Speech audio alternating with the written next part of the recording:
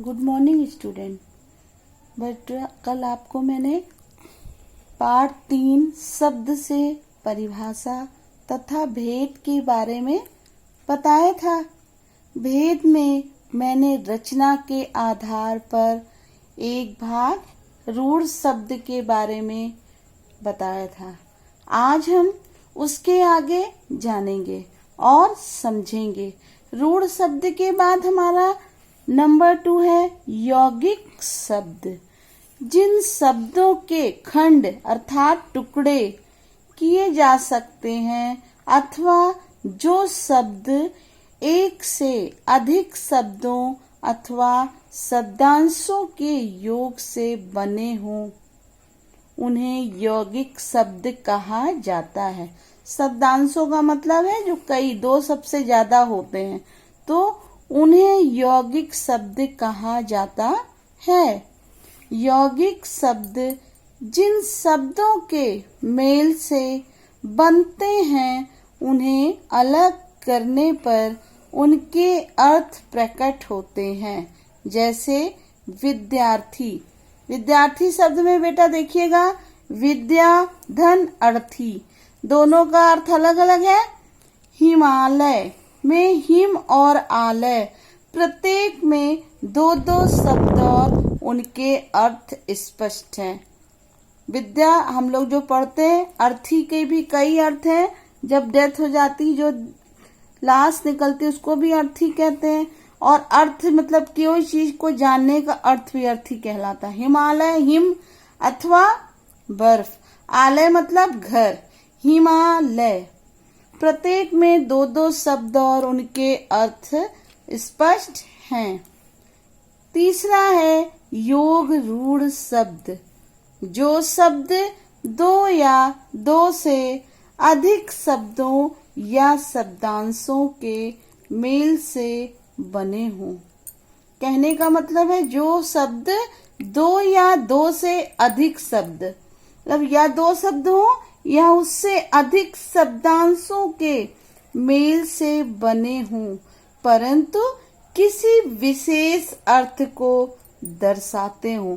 उससे जो भी लिखते हैं और जो भी बना जाता है उससे कोई विशेष अर्थ जिसकी जानकारी हम लोग को अच्छे से होती, जिसका तो वे क्या है हमारे योग रूढ़ शब्द कहलाते हैं। योग रूढ़ शब्द कहलाते हैं।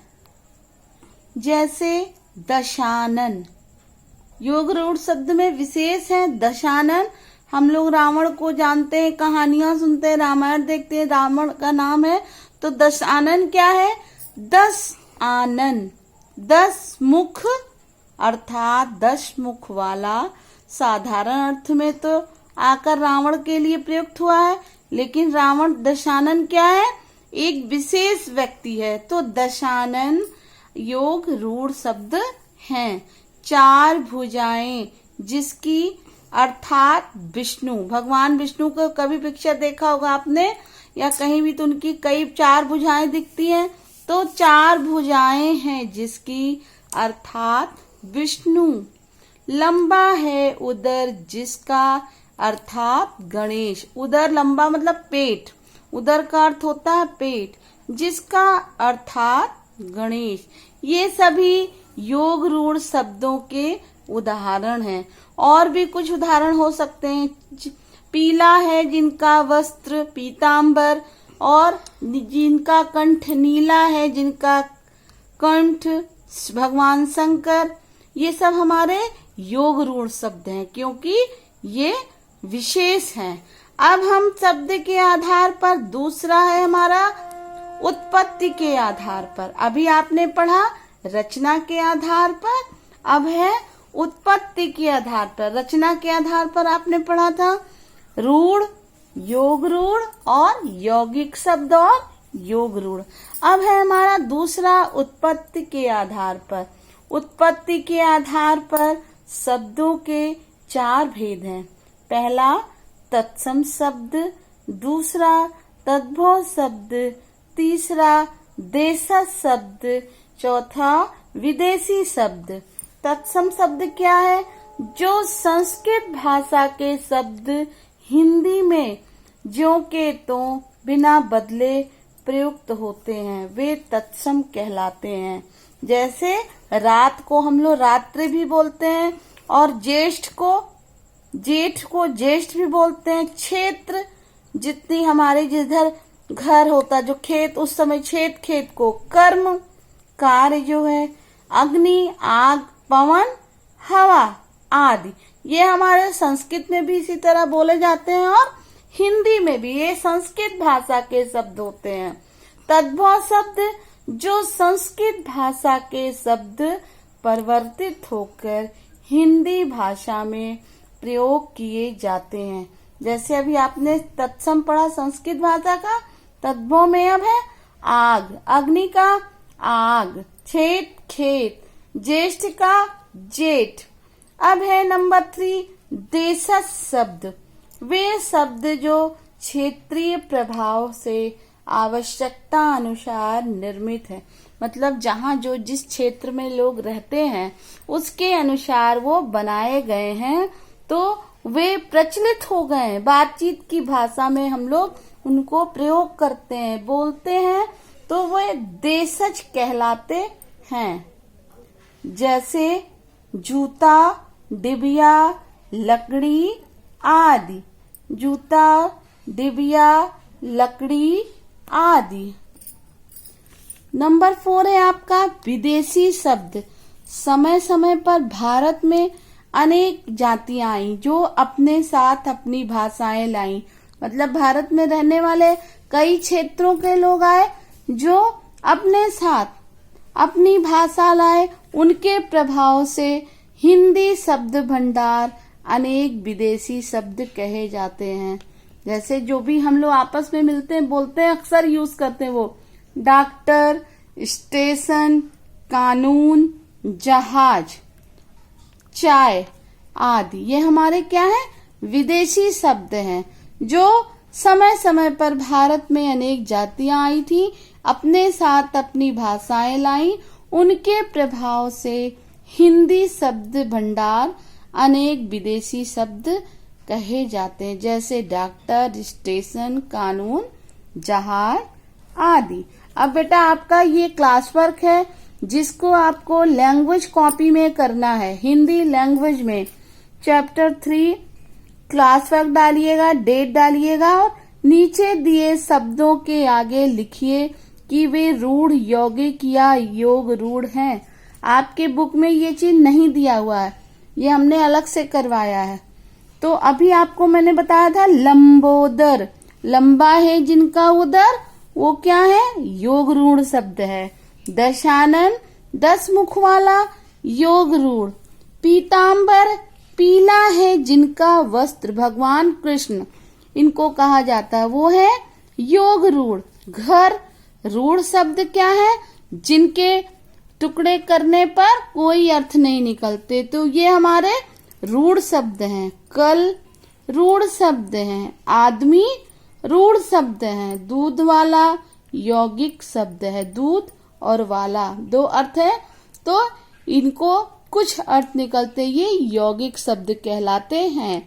बेटा आज आपका होमवर्क है पाठ 2 व्याकरण से याद करो। पाठ 2 व्याकरण से याद करो।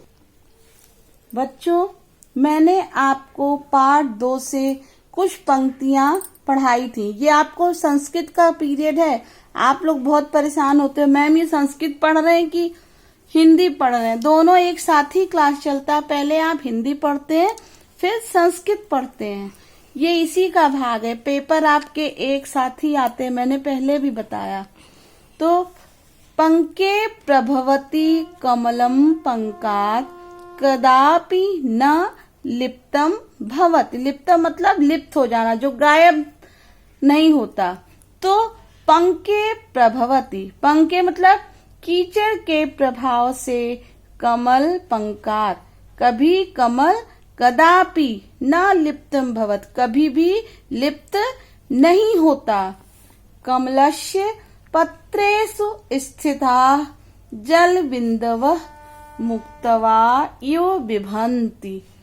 कमलस्य, कमल के पत्ते, पत्रेषु पत्ते, स्थिता बीच में जल बिंदवा, पानी की बूंदे, मुक्ता मोती की तरह समान लगती हैं, मोती की तरह शोभा देती हैं।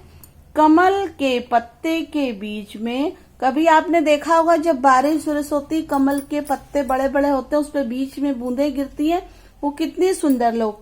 तो इसमें यही बताया गया है कि कमल के पत्ते के बीच में पानी की बूंदें एक मोती के समान लगती हैं। सरोवरे विकसितानां कमलानां शोभा दर्शनीया भवति। सरोवर में, तालाब में निकले हुए कमल की शोभा देखते बनती है।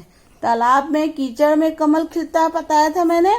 तो जब भी जहाँ काई, ऐसे तालाब में पानी होता है तो काई सा ऐसे गंदा सा लगता है, लेकिन वहां जब कमल खिले हुए थे कितना सुंदर देखने में लगता है। तो सरोवरे विकसितानां कमलानां शोभा दर्शनीया भवति। तालाब में निकले हुए कमल की शोभा देखते बनती है। बेटा आपका ये क्लास वर्क है आज, इसको आपको संस्कृत की कॉपी में करना है, आपको संस्कृत की कॉपी में करना है। निम्नलिखित शब्दों के हिंदी में अर्थ लिखिए। ये शब्द अर्थ नहीं है, आपका एक्सरसाइज है, आपके बुक में दी है, जिनके पास बुक होगी उनको समझ में आएगा।